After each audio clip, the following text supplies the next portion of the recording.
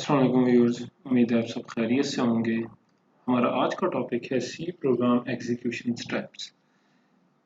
इससे पहले last lecture में हमने सी लैंग्वेज की करैक्टरिस्टिक्स पे बात की थी और हमने देखा था कि सी लैंग्वेज में ऐसी कौन कौन सी फीचर्स हैं जिसकी वजह से इसको दूसरी हाई लेवल लैंग्वेजेस के लिहाज से ज़्यादा प्रेफर किया जाता है।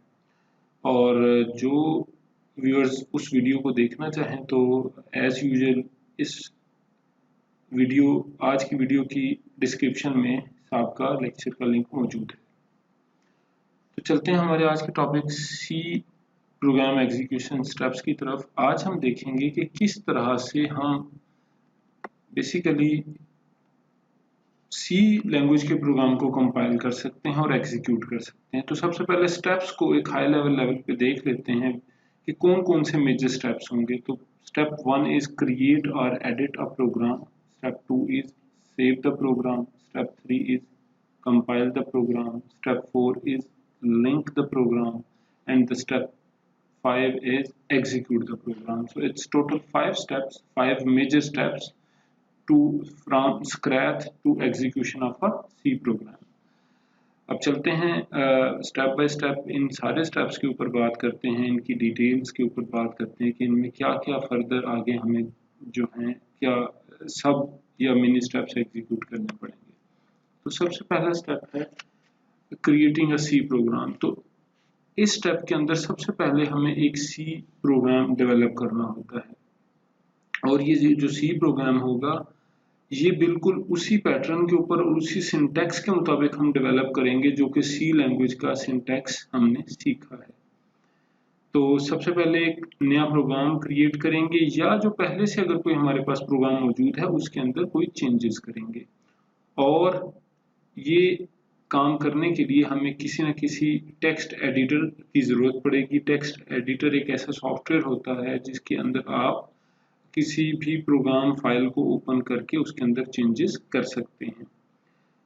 फॉर एग्जांपल नोटपैड है, वर्डपैड है, नोटपैड प्लस प्लस है। इसके अलावा भी काफ़ी सारे हमारे पास फ्रीली अवेलेबल टेक्स्ट एडिटर्स हैं, आप किसी को भी यूज़ कर सकते हैं। लेकिन हमारे पास जो कंपाइलर्स होते हैं जिनके अंदर हम हाई लेवल लैंग्वेजेस के कोड को कंपाइल करते हैं उनके अंदर यूजुअली हमारे पास एक पहले से बिल्ट इन टेक्स्ट एडिटर लाजमी होता है। फॉर एग्जांपल अभी सी का प्रोग्राम कंपाइल करने के लिए हम टर्बो सी प्लस प्लस या डेफ सी प्लस प्लस का कंपाइलर यूज करेंगे तो उसके अंदर हमारे पास ऑलरेडी एक बिल्ट इन टेक्स्ट एडिटर होता है। अब स्टेप 2 के अंदर हम प्रोग्राम को सेव करेंगे।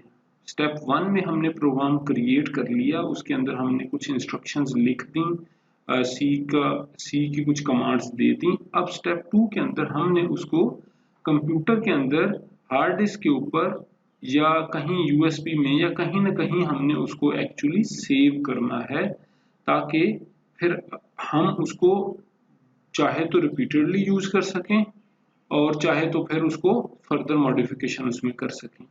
तो स्टेप 2 में हम क्या करेंगे, उस प्रोग्राम को सेव कर लेंगे और ये जो फाइल जिसको हम सेव करेंगे, जो उसकी एक फाइल बनाएंगे, इसको सोर्स फाइल कहते हैं। बिल्कुल उसी तरह से जिस तरह हमने बात की थी सोर्स प्रोग्राम, जो कि हाई लेवल लैंग्वेज का जो कोड है वो सोर्स प्रोग्राम कहलाता है और वो फाइल जिसके अंदर सोर्स प्रोग्राम मौजूद होता है उसको सोर्स फाइल कहा जाता है। इस सोर्स फाइल की एक्सटेंशन जो होती है वो .c होती है। हर प्रोग्रामिंग लैंग्वेज की अपनी एक्सटेंशन होती है। तो अगर C++ की फाइल है तो उसकी एक्सटेंशन .cpp होगी, अगर C की फाइल है तो उसकी एक्सटेंशन .c होगी। ये एक्सटेंशन क्या होता है? एक्सटेंशन असल में किसी भी फाइल के लास्ट पे जाके एक डॉट के बाद 3 और 4 कैरेक्टर्स होते हैं, उसको फाइल की एक्सटेंशन कहा जाता है। तो स्टेप 1 में हमने प्रोग्राम क्रिएट किया या उसको मॉडिफाई किया, स्टेप 2 में हमने उस प्रोग्राम को सेव किया। अब स्टेप 3 की तरफ चलते हैं। स्टेप 3 के अंदर अब हम इस प्रोग्राम को कंपाइल करेंगे। तो कंपाइल करने से क्या मुराद है? कंपाइल करना असल में सोर्स कोड को ऑब्जेक्ट कोड के अंदर कन्वर्ट करने का दूसरा नाम है।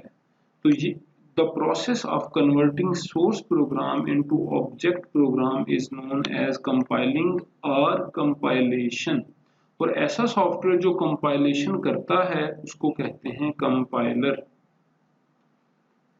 क्यों हमें कन्वर्ट करना पड़ता है? क्योंकि वी नो कि कंप्यूटर हाई लेवल लैंग्वेज के प्रोग्राम को या सोर्स प्रोग्राम को डायरेक्टली अंडरस्टैंड नहीं कर सकता।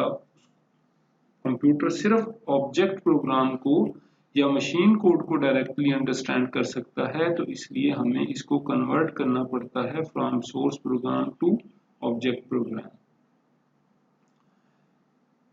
अब सोर्स प्रोग्राम की हमारे पास एक फाइल थी, फॉर एग्जांपल helloworld.c, जो कि हमने लास्ट स्लाइड में देखी थी, helloworld.c। अब यहाँ पे जब हम उस फाइल को कंपाइल करेंगे तो कंपाइलेशन अगर तो सक्सेसफुल हो जाती है तो फिर उसके रिजल्ट में हमारे पास एक नई फाइल बनेगी जो कि ऑब्जेक्ट कोड की फाइल होगी और उसकी एक्सटेंशन .obj होगी। फॉर एग्जांपल यहाँ आप देख सकते हैं helloworld.obj। ये वो सिनेरियो है जिसमें हमारी फाइल में कोई एरर नहीं था और ये 100% सक्सेसफुली कंपाइल हो गई। For example, if there are errors in our source code, then what will happen? A program cannot be compiled if it contains any kind of syntax errors। तो उस सिनेरियो में compiler हमें कुछ error messages generate करेगा हमारी help के लिए, जिससे हमें ये आइडिया हो जाएगा कि हम प्रोग्राम के अंदर किस लाइन पे और कहाँ पे जाके किस तरह का एरर या मिस्टेक कर रहे हैं। तो फिर उसके बाद हम उस मिस्टेक को करेक्ट करेंगे और then we will recompile the program. और अब अगर उसमें कोई एरर नहीं होगा तो इट विल सक्सेसफुली कंपाइल। अब इस पूरे फ्लो को, ये जो 3 स्टेप्स हमने देखे हैं, इसको एक पिक्टोरियल फॉर्म में, एक फ्लो की फॉर्म में एक दफा फिर रिवाइज कर लेते हैं। तो सबसे पहले हमारे पास सोर्स प्रोग्राम है। अब सोर्स प्रोग्राम को हम जब कंप्यूटर के ऊपर सेव करेंगे तो हम इसकी एक सोर्स फाइल बनाएंगे। अब जब सोर्स फाइल बन जाएगी तो सोर्स फाइल बनाने के बाद स्टेप 3 में हम उस फाइल को कंपाइल करेंगे या उस फाइल के अंदर जो प्रोग्राम है उसको कंपाइल करेंगे। अब फॉर एग्जांपल कंपाइलेशन फेल्स, तो जब अगर प्रोग्राम के अंदर कोई एरर्स हैं तो प्रोग्राम कंपाइल नहीं होगा, तो कंपाइलर हमें उन एरर्स की लिस्ट दिखाएगा। अब हमने वन बाय वन उन एरर्स को देखना है, समझना है और उसके बाद we will solve those errors और we will fix those errors. तो उन एरर्स को जब हम करेक्ट कर लेंगे उसके बाद उस करेक्शन के नतीजे में हम अपने प्रोग्राम को चेंज करेंगे, क्योंकि जो स्टार्ट में हमने प्रोग्राम लिखा था उसमें तो एरर्स थे। तो अब हमने उस प्रोग्राम को मॉडिफाई किया है और मॉडिफाई करने के बाद उसमें हमने कुछ चेंजेस किए हैं ताकि वो एरर्स रिमूव हो जाएं। अब चेंजेस करने के बाद अब हमें यकीन है कि अब हमारा प्रोग्राम ठीक बन गया है, तो हम उसको फिर से दोबारा बेसिकली कंपाइल करेंगे।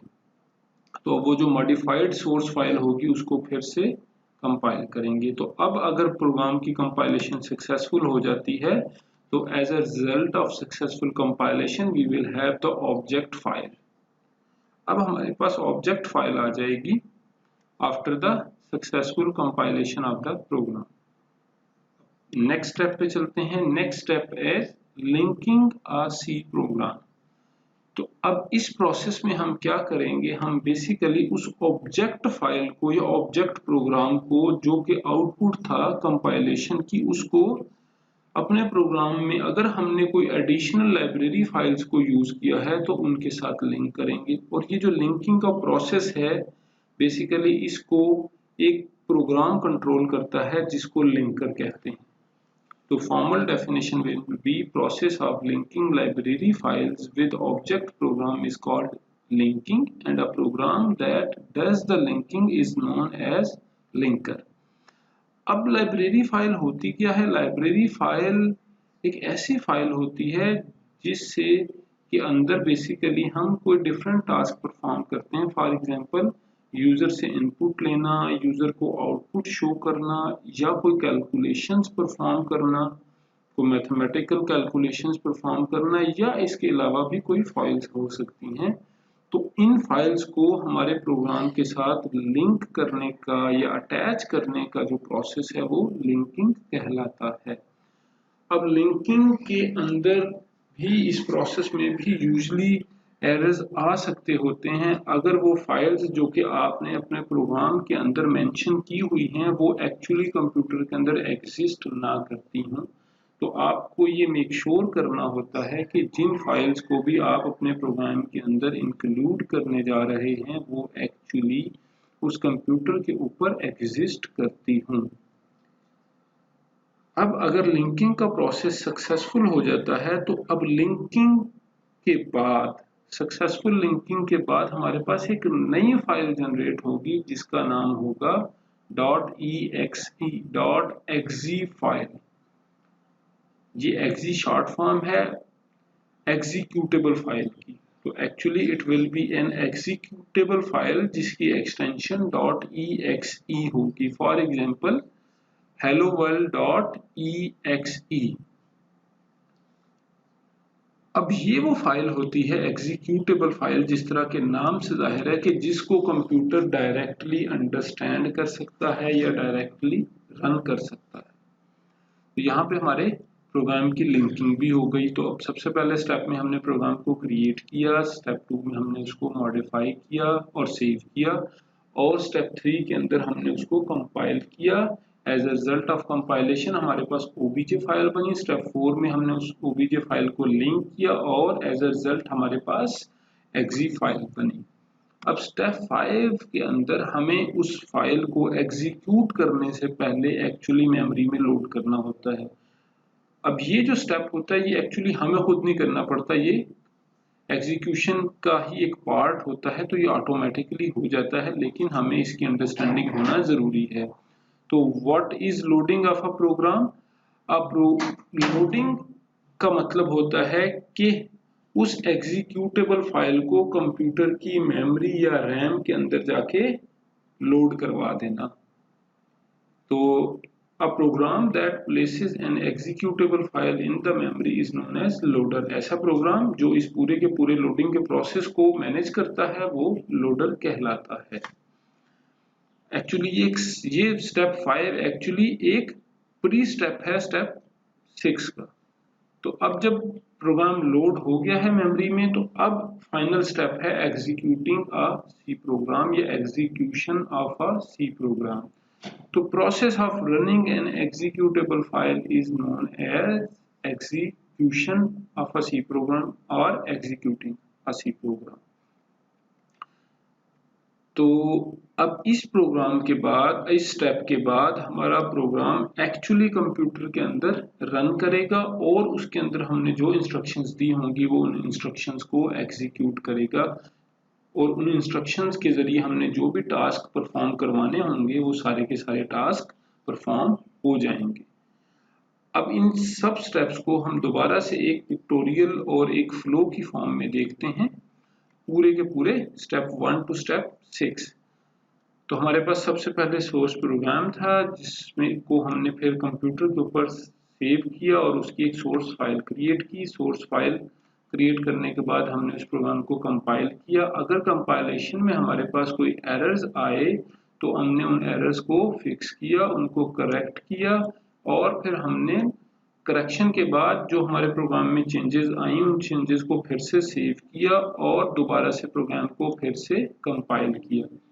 अब फॉर एग्जांपल अब कंपाइलेशन के बाद हमारे पास दोबारा फिर कोई एरर नहीं आता और अब प्रोग्राम हमारा सक्सेसफुली कंपाइल हो जाता है। तो अब नेक्स्ट स्टेप में हम